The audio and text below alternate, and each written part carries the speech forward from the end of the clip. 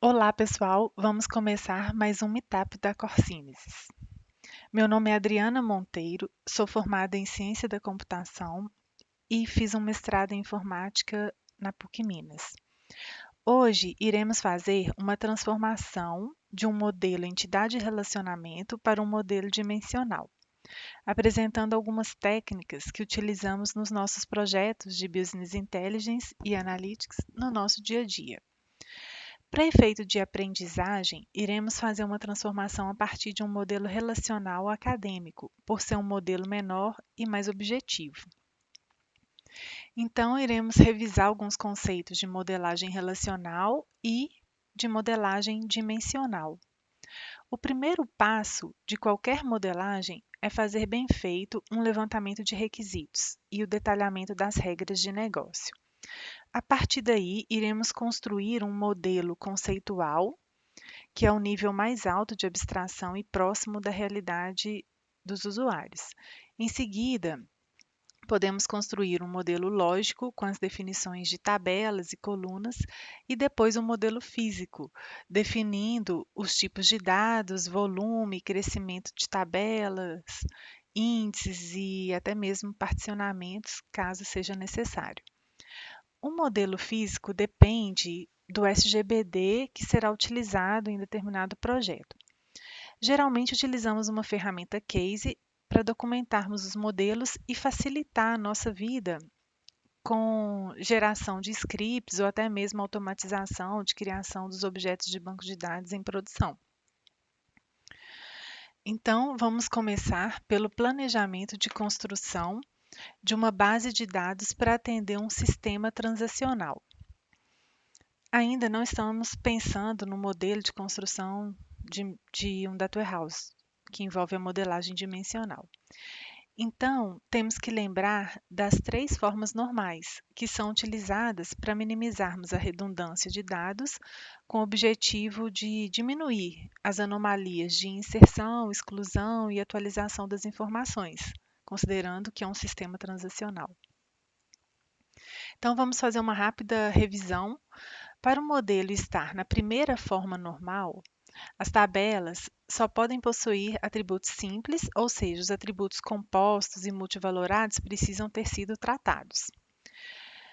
Para estar na segunda forma normal, precisa estar na primeira forma normal e não possuir a dependência funcional parcial, ou seja, nenhuma coluna pode depender apenas de uma parte da chave primária, caso ela seja composta.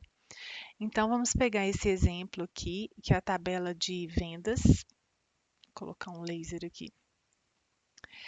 E a gente pode perceber que existe uma dependência funcional parcial, porque as colunas nome do produto e valor unitário do produto são determinadas somente pela coluna de produto, que compõe a chave primária, mas é uma chave composta. Então, é uma forma de resolver de deixar essa tabela na segunda forma normal é dividi-la em duas, a tabela de produto e a tabela de vendas. Um outro ponto importante a ser observado é o significado de cada coluna. Por exemplo, se a coluna valor unitário do produto fosse o valor do produto no momento da venda, ela deveria estar na tabela de vendas e não na tabela de produto.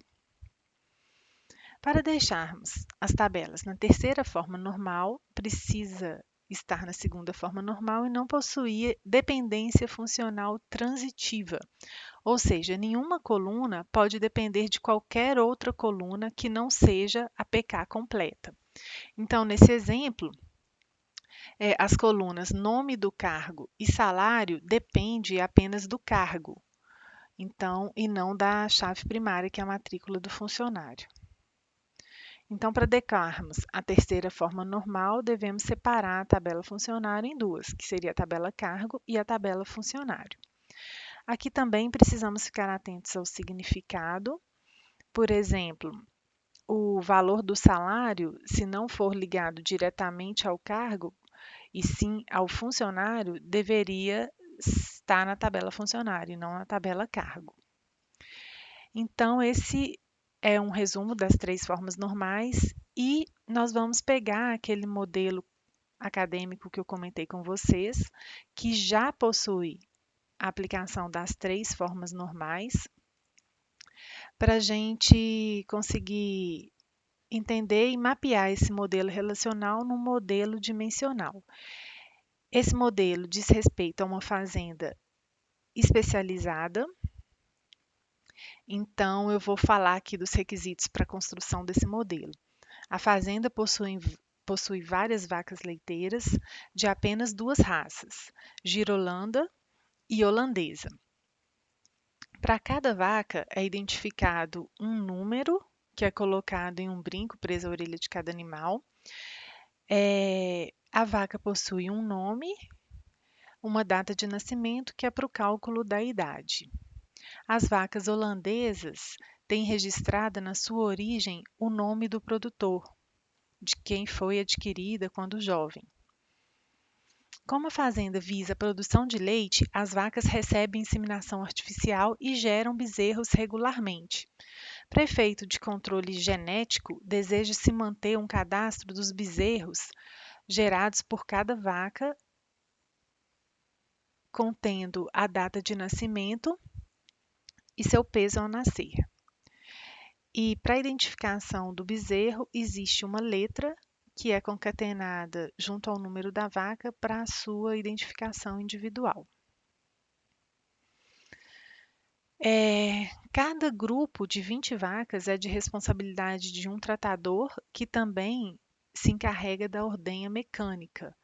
Então, o tratador tem um número de matrícula, nome e data de contratação. As vacas são vacinadas regularmente.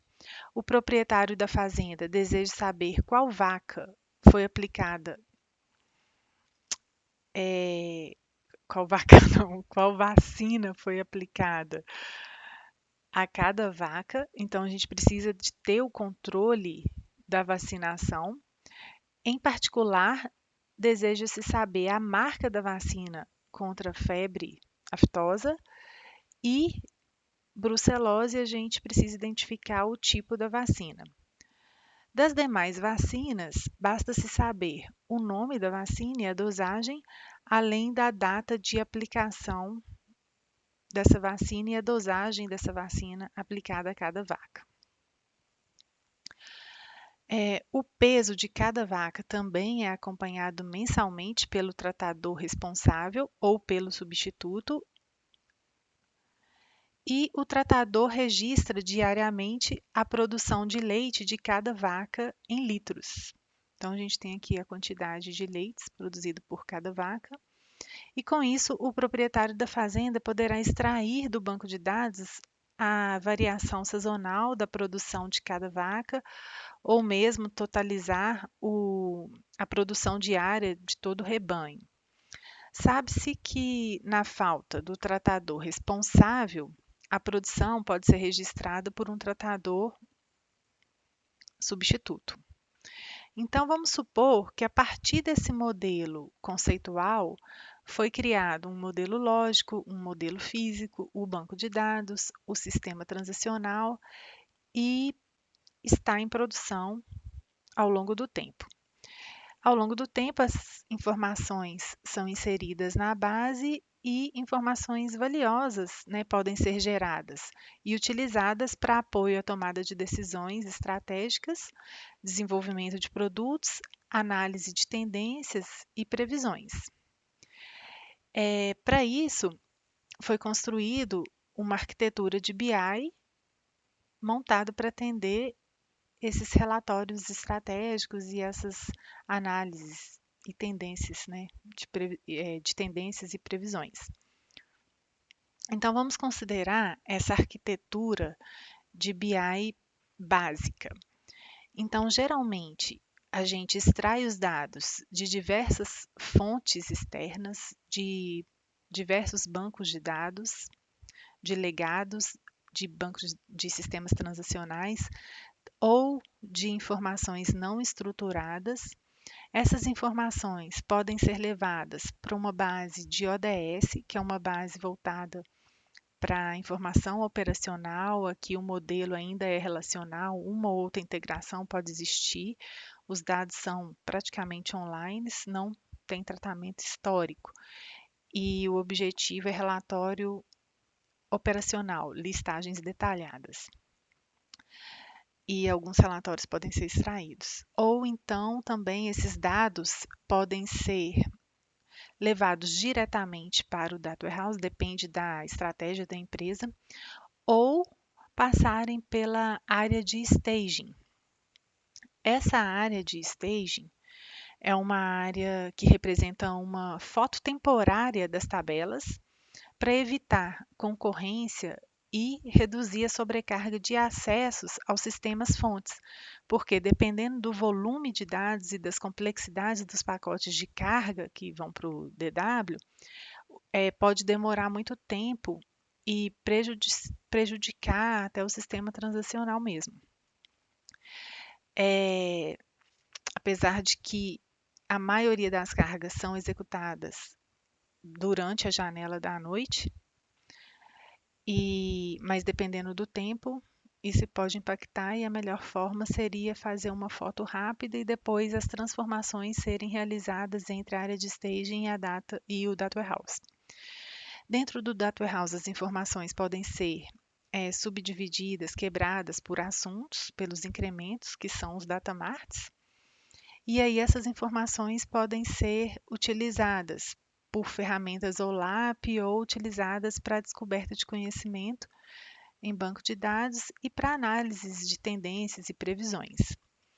Bom, então vamos montar uma base do DW com base no modelo relacional que discutimos, mas antes disso eu vou pincelar alguns conceitos para a construção do modelo dimensional. Então, a modelagem dimensional é uma técnica que visa apresentar os dados de forma padronizada e intuitiva. Ele é composto de tabelas fatos cercadas de tabelas de dimensões. O negócio em questão é facilmente visível, fácil entendimento e navegação até mesmo para os usuários. Esse modelo ele é orientado à alta performance de consultas e algumas tabelas, algumas vezes, ficam desnormalizadas. A desnormalização é a não utilização das três formas normais, é o processo de combinar duas ou mais tabelas em uma única tabela visando o aumento de performance. A desnormalização é aplicada nas dimensões, as fatos são completamente normalizadas e existem duas correntes com relação aos aspectos de normalização das tabelas de dimensões, Star Schema ou Snowflake. Então, a abordagem Snowflake ela foi proposta por Imon e todo o Data Warehouse, a proposta do Imon é que todo o Data Warehouse seja construído de uma única vez, tendo uma forte integração entre todos os dados da empresa, é um modelo único e coeso, mais rígido, mas se a gente parar para construir todo o Data Warehouse de uma vez, fazer todo o levantamento de requisitos de uma vez, é um modelo de difícil consecução. É um período extenso de desenvolvimento e a forma de modelar, que é a Snowflake, contém as dimensões normalizadas. Então, aqui é um exemplo de tabela fato do modelo Snowflake, onde as dimensões estão montadas com as suas respectivas hierarquias. Então, a tabela de produto, a gente tem a tabela dimensão família e a dimensão linha. Tempo, dia, mês e ano, cidade, estado e região. A abordagem Star Schema foi proposta por Kimball, é uma visão incremental baseada em datamarts, possibilidade de produzir datamarts sem perfeita coesão existe, porque a gente desenvolve um incremento posteriormente o segundo incremento, depois o terceiro incremento. Então, exige mais esforço na fase de extração, caso esse dado seja integrado, porque provavelmente a gente teria que, para inserir na mesma tabela, às vezes utilizar ou o mesmo pacote de carga, então teria uma manutenção maior ali.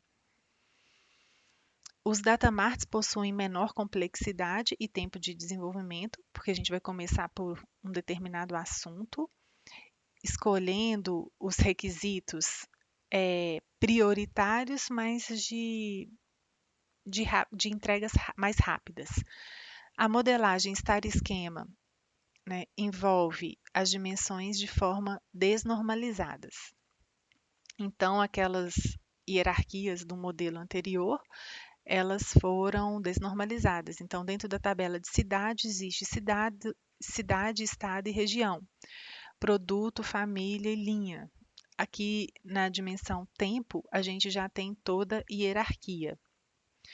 Então, as convergências atuais é que ambas as abordagens são amplamente utilizadas, não necessariamente são excludentes. Então, aconselhável é pensar no todo, pensar corporativamente e implementar incrementalmente. Na medida do possível, a gente vai fazendo as integrações e cada datamart desenvolvido é necessário analisar as integrações com os futuros datamarts e com os datamarts já implantados. Então, vamos detalhar agora alguns objetos que compõem o modelo dimensional, começando pela tabela fato, que é a base do modelo dimensional.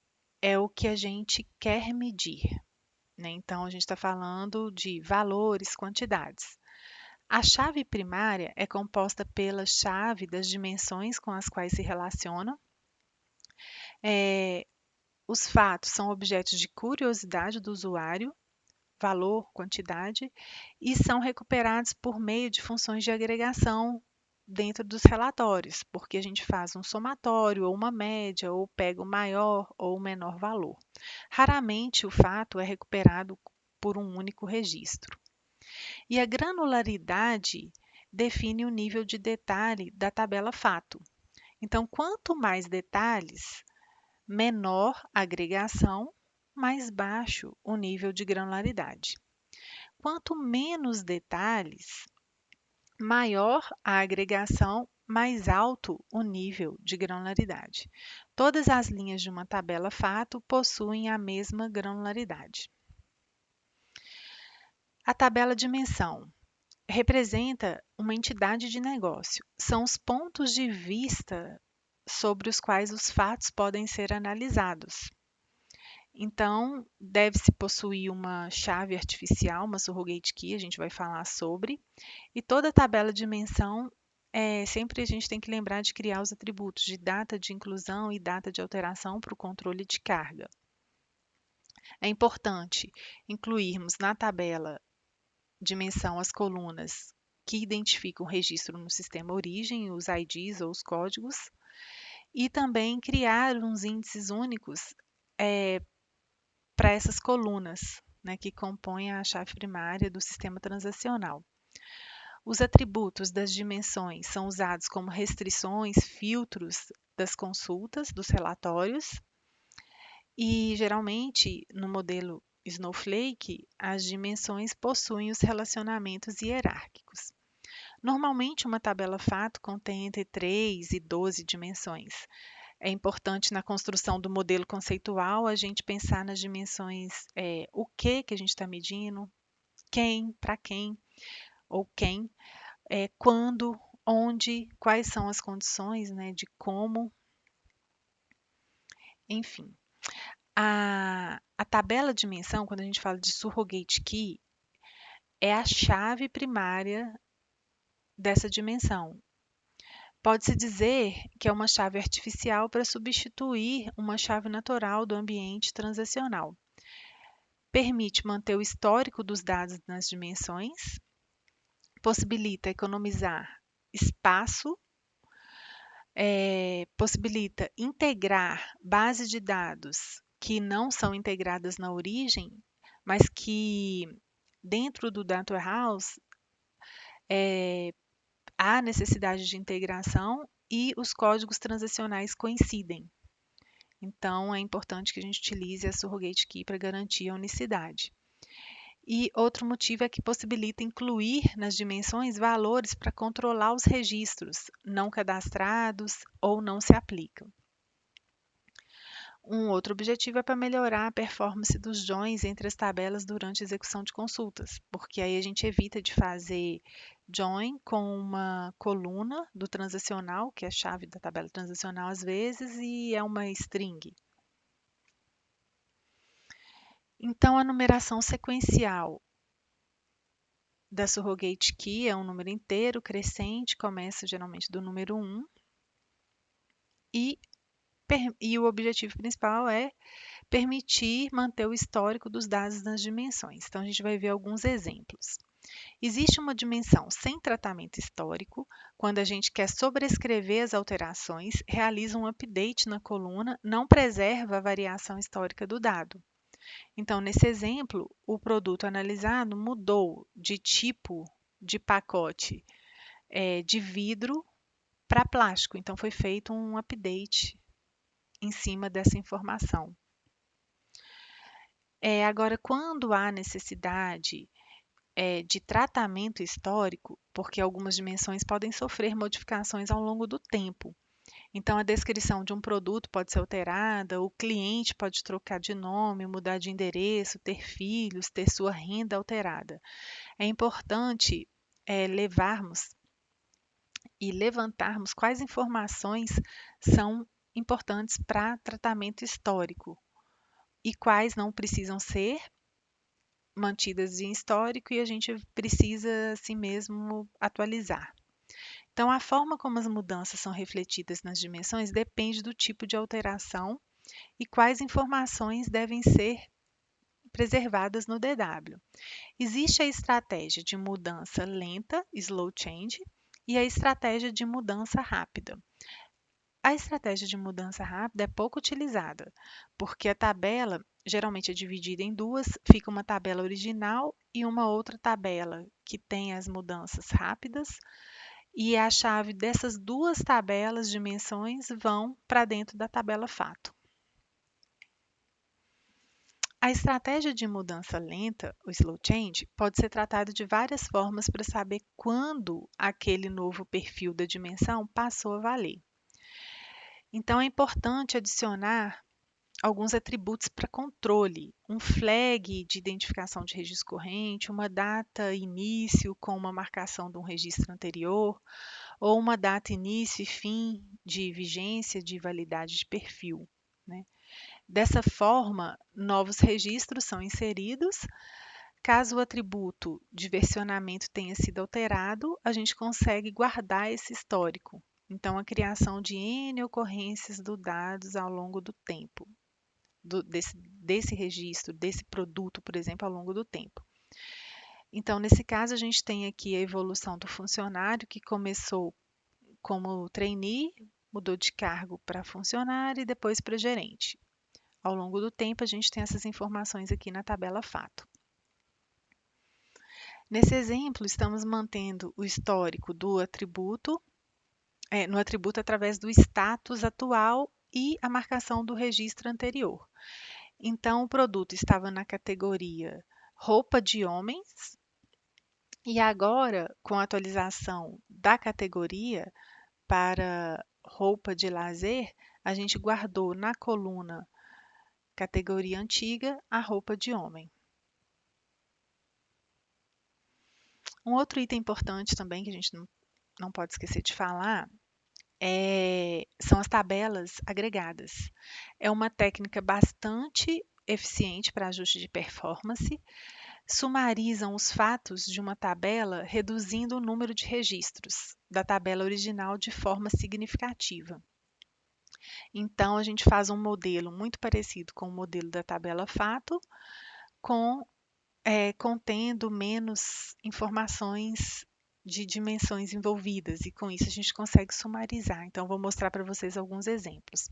Facilitam o acesso aos dados e agilizam os processos decisórios, Algumas ferramentas OLAP são capazes de reconhecê-las de forma transparente. Se a informação está no nível mais estratégico, está usando alguma tabela agregada e dependendo do drill down que a gente faz, de detalhamento, pode ser que ela já acesse diretamente uma tabela fato. Não criar tabelas agregadas em excesso é importante porque requer um espaço de armazenamento e custo de processamento para sua geração. Escolher campos que gerem menor coeficiente de redução também é uma informação importante. E definir a precisão dos campos aditivos, considerando que eles deverão ser maiores que os valores utilizados na tabela fato, que geralmente é a base, a origem da tabela agregada. Então, já havia alguns erros de carga, porque a tabela fato às vezes é um número com, sei lá, com 3 algarismos, porque está no detalhe do detalhe, e quando é agregado, a gente teria que passar para um number de 5, de 6, porque o somatório disso vai dar um número bem maior. Então, nós temos aqui uma tabela fato de vendas, com as hierarquias de cidade, produto e data, e ela pode ser agregada, dependendo da necessidade, tirando o produto. Então, a gente tem uma visibilidade aqui do valor medido por cidade e data, já reduz o volume. Já no modelo Star Schema aqui, as dimensões são desnormalizadas e caso a gente precise de uma tabela agregada com a lógica da anterior, a gente tiraria a tabela de produto, mas pode acontecer da gente agregar alterando o nível da hierarquia. Como não existe a hierarquia separada, pode ser necessário ter que criar alguma dimensão derivada por causa da agregação. Então, vamos voltar ao contexto do modelo relacional da fazenda especializada para montarmos o modelo dimensional. É aconselhável construirmos uma matriz de fatos e dimensões para definirmos quais fatos realmente são necessários e a gente consegue colocar alguns fatos dentro da mesma tabela fato porque possuem as mesmas dimensões ou realmente as dimensões variam de medida para medida e aí nesse caso a gente teria que fazer fatos separadas. Então, analisando aquele contexto, né, que é importante medir a produção de leite, o controle de vacina, o controle de peso e o nascimento dos bezerros. Para a produção de leite, eles vão querer um relatório diário, pela quantidade de litros de leite extraídos de cada vaca por cada tratador. No controle da vacina, a gente precisa de dia, vaca, tratador e da vacina. O controle do peso já não é necessário mais a visão diária, e sim a visão mensal. Então, a gente poderia extrair dessa tabela lá na origem, criando um pacote de carga de periodicidade mensal. E a tabela de controle de nascimento de bezerro poderia ser analisada por dia, dentro ou, na verdade, mês, ano, né, a hierarquia de tempo, para saber a quantidade de bezerros de cada vaca, né? Então, vamos passar aqui para o primeiro modelo que poderíamos fazer relacionado aqui ao controle de peso. Então, a gente tem a quantidade de quilos que cada vaca tem a cada mês, a evolução desse peso dessa vaca ao longo do tempo. Então, a gente precisa ter a quantidade de quilos por mês. No caso aqui, a gente vai aproveitar a dimensão calendário. Essa dimensão calendário, ela está no nível de data, mas como a gente vai fazer essa carga com periodicidade mensal, a gente poderia colocar aqui no mês referência sempre o primeiro dia do mês, né? Já que a pesagem a gente pode até realmente colocar a data e o relatório fazer o controle no nível do mês. Então, a gente tem a quantidade de quilos por mês, por por tratador e por vaca. Nesse caso, a vaca ela tem um tratador principal, só que ele pode estar de férias e aí quem ou ter trocado, né? E aí no momento da extração, do controle do peso, foi feito por um tratador substituto. Então a gente mantém a hierarquia do tratador principal dentro da vaca e busca, né, a informação da surrogate key do tratador para dentro da tabela fato. Então, a tabela fato tem uma PK composta das três dimensões envolvidas e o que a gente quer medir. E, no caso, esse modelo foi feito como um modelo star esquema, onde a vaca, não sei se vocês lembram, lá no modelo conceitual, provavelmente o modelo físico, e pode existir uma tabela específica para as vacas holandesas que tem o controle do nome do produtor, de qual que foi a origem daquela vaca.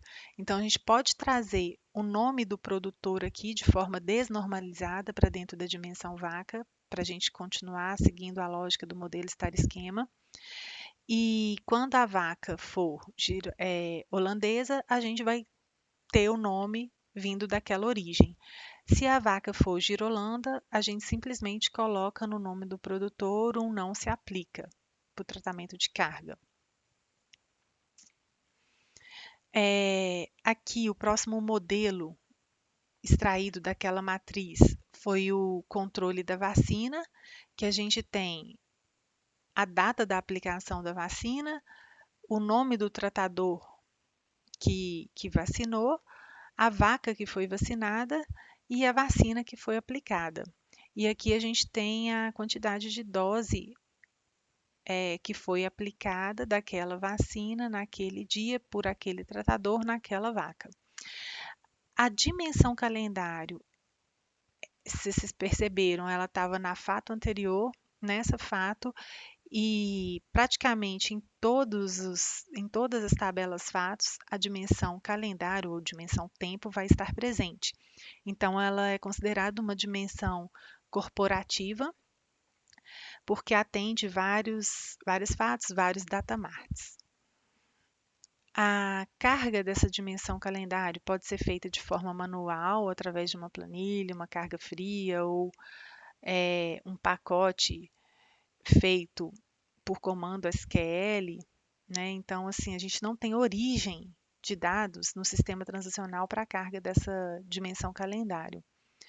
Mas ela praticamente precisa ser carregada uma única vez, né, para atender e nos ajudar aqui no controle histórico dessas informações e enriquecimento de análise de data dentro dos relatórios. Então, a gente tem a data referência, o dia da semana, o número do mês, semestre, ano, se é indicador de final de semana, se é indicador de feriado, a estação do ano, enfim. O que for importante para a análise de calendário, a gente vai enriquecer essa dimensão. O próximo modelo é a fato de produção de leite, que contém a dimensão calendário. A gente consegue saber a quantidade de litros extraídos por dia de cada vaca e qual tratador que fez essa extração. Um outro conceito de dimensão corporativa é a dimensão indicador. Ela é uma dimensão de baixa cardinalidade e que também se enquadra num conceito acadêmico de dimensão Janks, sucata, dimensão sucata, porque ela tem uma coluna de código e descrição, 0 ou 1, sim ou não, né? Uma dimensão sexo, também feminino, masculino, ou estado civil, casado, solteiro, desquitado, também é uma dimensão junk. Essa dimensão indicador, ela já segue a abordagem Snowflake, compondo a hierarquia aqui da dimensão tempo, e ela também poderia estar ligada a alguma outra dimensão, até mesmo para apoio de tratamento histórico de indicador de registro corrente, por exemplo, ou de de alguma outra informação importante dentro do modelo, dependendo do negócio. Na prática, assim, dependendo do projeto que a gente estiver participando, a gente pode encontrar um data warehouse que tenha essa dimensão, mas eu estou percebendo que, para a questão de agilidade, o pessoal já está desnormalizando essa informação dentro das demais dimensões necessárias. É bom, pelo menos, a gente manter um padrão, né, para facilitar depois a extração desse indicador dentro de relatórios. Por último, aqui dentro daquela matriz que a gente montou, é a análise da fato de nascimento de bezerro. Então, a dimensão bezerro nesse modelo, ela está aqui de uma forma diferente porque foi considerada uma dimensão degenerada e é representada através da chave da dimensão, que é aquela letra do bezerro, dentro da tabela fato. Não foi necessário criar fisicamente a dimensão bezerro, porque ela não tem características específicas desse bezerro, porque as informações de nascimento do bezerro já está compondo a fato, que é o que a gente quer medir. Então, a união das dimensões vaca com a dimensão degenerada bezerro, né, já compõe um único registro dessa fato. Então, a gente consegue falar que a quantidade de bezerro aqui é sempre 1, porque a gente tem o bezerro A da vaca 1, o bezerro B da vaca 1. Já garante a unicidade dessa fato. E aí a gente tem o controle do nascimento desse bezerro aqui, que aconteceu em determinada data, né? E nasceu com tantos quilos. É, cada, como cada linha da fato representa o número 1, essa quantidade de bezerro pode ser armazenado aqui para facilitar o entendimento ou o acesso somatório de alguma ferramenta OLAP, ou simplesmente pode não existir e no relatório a gente criar essa coluna, essa contagem 1 a cada combinação de número da vaca com a letra do bezerro. Então, para fecharmos nos próximos slides aqui, vou passar uma revisão de algumas dicas importantes de modelagem, de conversão de modelagem entidade-relacionamento para um modelo dimensional. Então, é importante sempre a gente utilizar um modelo entidade e relacionamento como ponto de partida para modelagem relacional. E observar os relacionamentos 1 para N geralmente sugere dimensões. Entidades fortes também. Entidades que expressam documentos como nota fiscal, pedido, ordem de compra, provavelmente serão informações que nós vamos querer medir e são sugestões de tabela fato. Os relacionamentos N para N, na sua interseção, pode haver alguns valores numéricos que também são informações que iremos levar para tabelas fatos. Observe também os atributos que estão nas tabelas dimensões, que faz a relação das hierarquias entre essas dimensões. E se tiver um relacionamento N para N, também pode nos ajudar a enxergar a granularidade daquela fato em questão. Tá? Então, assim, fechamos a modelagem, a transformação do modelo entidade-relacionamento no modelo dimensional. Se a gente observar o modelo entidade-relacionamento, a maioria daqueles relacionamentos N para N foram as fatos que nós construímos.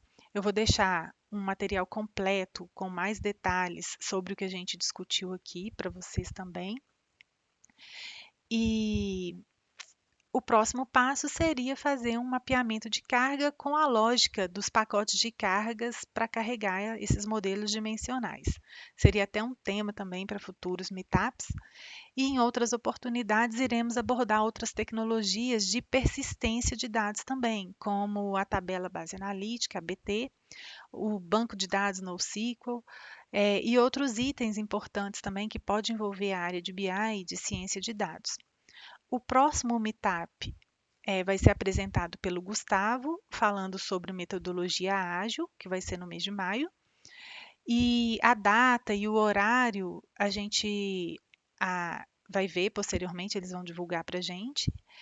Então, é isso, pessoal. Agora eu vou ler os comentários que vocês colocaram no YouTube e responder para vocês. Muito obrigada e até mais.